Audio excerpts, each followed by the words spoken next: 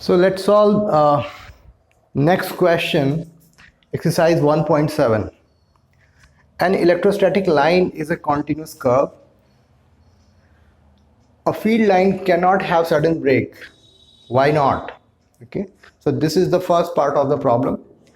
So we are going to solve it, and once we solve this part, and after that we will move on the second part. So field lines cannot have sudden break.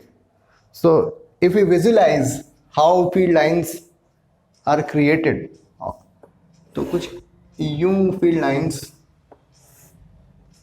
Create होती हैं.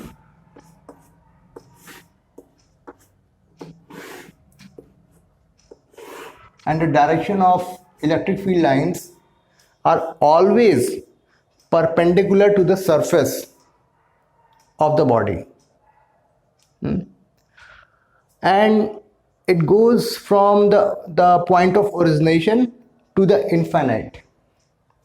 तो मान लिया ये vector है, इसको हम show करें इक्वल डिस्टेंस पे, तो यूं जैसे जैसे डिस्टेंस बढ़ती जाती है, ये इन फील्ड लाइंस की जो इंटेंसिटी है वो रिड्यूस होती चली जाती है. और मान लिया अगर यहाँ पर ये दिस पॉइंट इज इनफाइनाइट, तो यहाँ पर इलेक्ट्रिक फील्ड जो है वो ज़ीरो हो जाती है. इस तरीके से सारी फील्ड लाइंस जो हैं पॉइंट ऑफ ओरिजिनेशन से इनफाइनाइट तक जाती हैं and they form a continuous line. और की डायरेक्शन क्या होती है? जो पॉइंट ऑफ ओरिजिनेशन जो उनका सरफेस है, उस सरफेस से 90 degree perpendicular normal to the surface, ये फील्ड लाइन की डायरेक्शन होती है.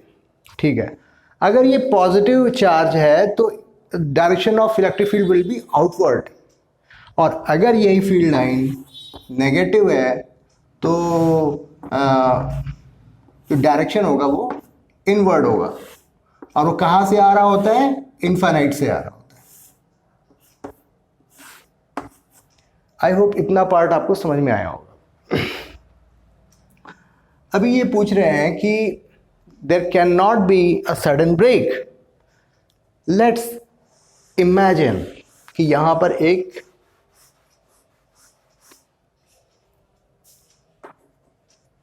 ये दो पॉइंट पे यहां पर सडन ब्रेक आ गया.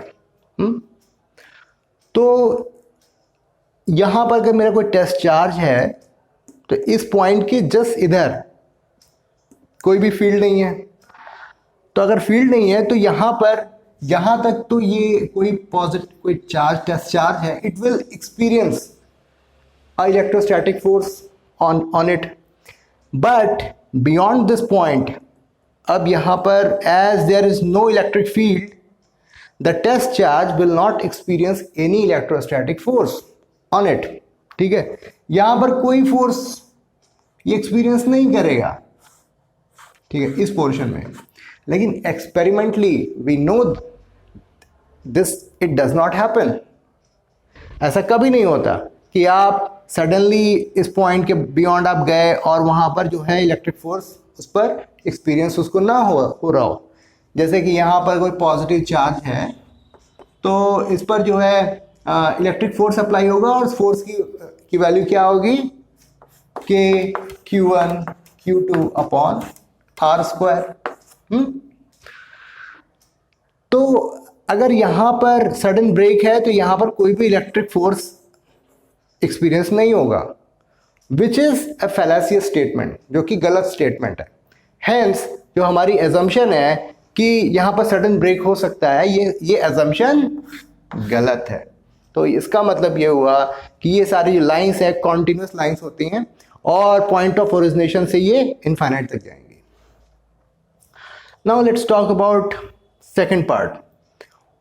Explain why two lines never cross each other. अब ये जो इलेक्ट्रिक फील्ड लाइंस हैं they can not cross each other. मान लिया, चलो फिर से एक हाइपोथेसाइज किया जाए, किसी पर्टिकुलर पॉइंट पे इलेक्ट्रिक फील्ड लाइंस ने एक दूसरे को इंटरसेक्ट किया, और इसका मतलब क्या हुआ कि इस पॉइंट ऑफ इंटरसेक्शन पे इलेक्ट्रिक फील्ड की दो डायरेक्शन हुई, जो कि फिर से ऐसा नहीं हो सकता, क्योंकि जो भी हर एक पॉइंट पर जो है, किसी भी पॉइंट पर स्पेस में अगर हम इलेक्ट्रिक फील्ड की डायरेक्शन लेंगे तो it will be a unique direction, वो there can not be multiple direction of electric field. तो इसलिए जो है हम ये कहेंगे कि two lines can never cross each other, और ये जो लाइंस है वो सीधे इनफाइनाइट तक जाएंगी and they will not cross to each other. ठीक है, तो this is all about the problem statement 1.7, और आई होप आपको ये एक्सप्लेनेशन समझ में आया होगा। Thank you.